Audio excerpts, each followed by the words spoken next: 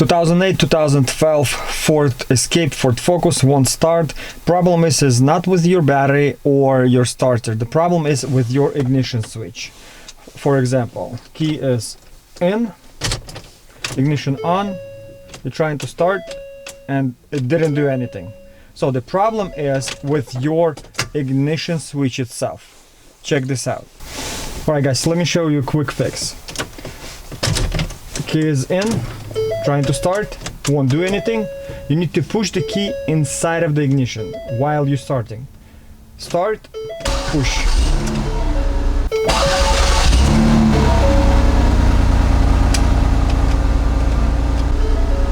So this is a common problem with Fords.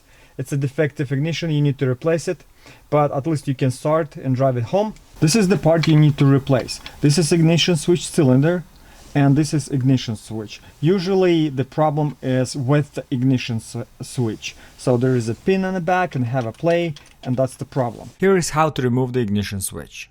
First, start by removing the steering column cover. There are 3 screws on the bottom of the cover, size 732, which holds it in place. Once the screws are removed, the cover will be easily split into 2 pieces for removal.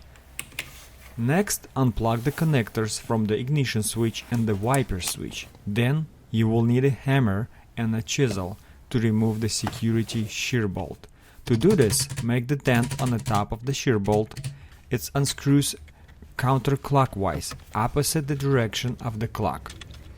After the removing security shear bolt, there are 3 more screws, one on the top, one on the side, and one on the bottom.